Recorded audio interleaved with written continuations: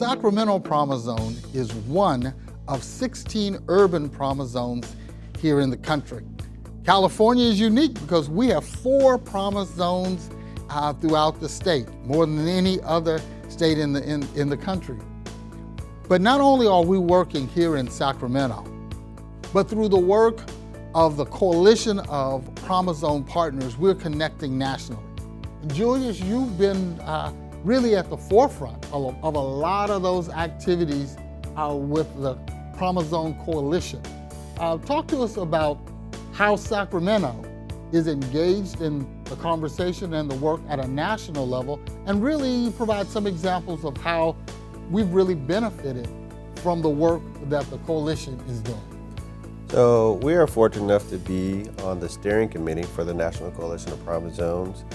There are 22 promise zones across the country who all recognize that there is great power and collective impact. And so we recognize that if we stay in touch with one another, learn best practices from one another, and use our collective impact, we can create greater change. And so we have a bi-weekly conference call where we talk to one another every 2 weeks about, like I mentioned, best practices and et cetera.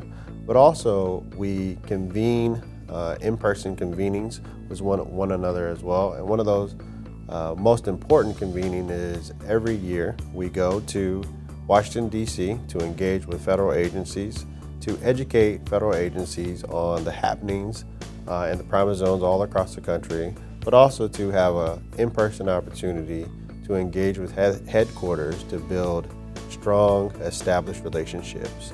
And that helps us bring back to each of our promise zones resources, funding, technical assistance, and more. Well, one of the things that I found that has really made the difference, and on several occasions I've talked about the importance of connecting at the federal level. But when you all are in DC, you're not meeting with low-level staff individuals. You're meeting with the deputy secretaries and the secretaries of federal agencies. Kind of talk to us about some of your experience of being in the room being in the room where it happens, and seeing conversations that happen in DC and how they have really translated at the local level. I know the Department of Education has been really active, but there are others as well. Mm-hmm. Yeah, it's really awesome to be in the room with the decision makers. So not only the deputy secretaries of the federal agencies, but we also engage with some of the senators and other leaders that are in the Capitol. And what we found is that through building those relationships, they can connect us with the right personnel across the country to make sure that we have the greatest opportunity to bring resources to our individual promise zones.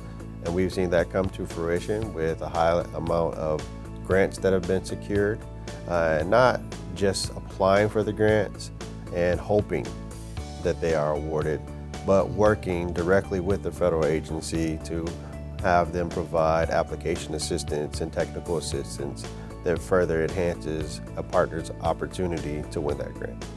Well, I know that one of those agencies that approached us, the coalition, early on, and then because of the work here in California, the Department of Education created an advisory group that kind of meets on an annual or regular basis and shares best practices. And not only have we learned what others in the state are doing, but we're learning about what others around the country are doing. And that would not have happened had it not been for the Promise Zone designation. And what we're seeing now with the overlay of the opportunity zones is a lot of those federal agencies are now recognizing opportunity zones. But the great thing about Sacramento is that there's a lot of overlap between the opportunity zones and promise zones.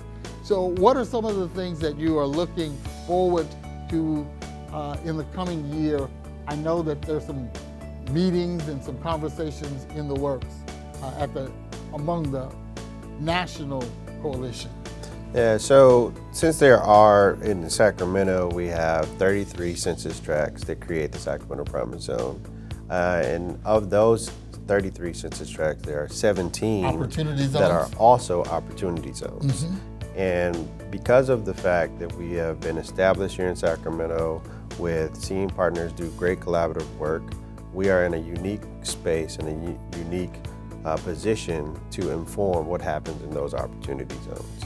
And so we are looking forward to an opportunity zone forum that will bring investors, small business, large business, so we can start to inform investors on what can be done to improve the community here in Sacramento in opportunity zones. And so those types of things allow us to be really informative of ways to positively impact Sacramento. So. Well, I just want to let you know how much I appreciate the work that you're doing. Being the coordinator is a more than full-time job, and then your efforts at the national level, leading many of those discussions, interacting with individuals at the highest level, and representing Sacramento in an excellent way. So we're so glad that we've got you on the team. And we're looking forward to having you on the team. If you've not gone to our website and looked at how you can become a partner with the Sacramento Promise Zone, it all can happen. Go to our website, sacramentopromisezone.org. All the information is there, or you can reach out and contact us by phone or by email. We're so glad to have you as a partner in the Sacramento Promise Zone.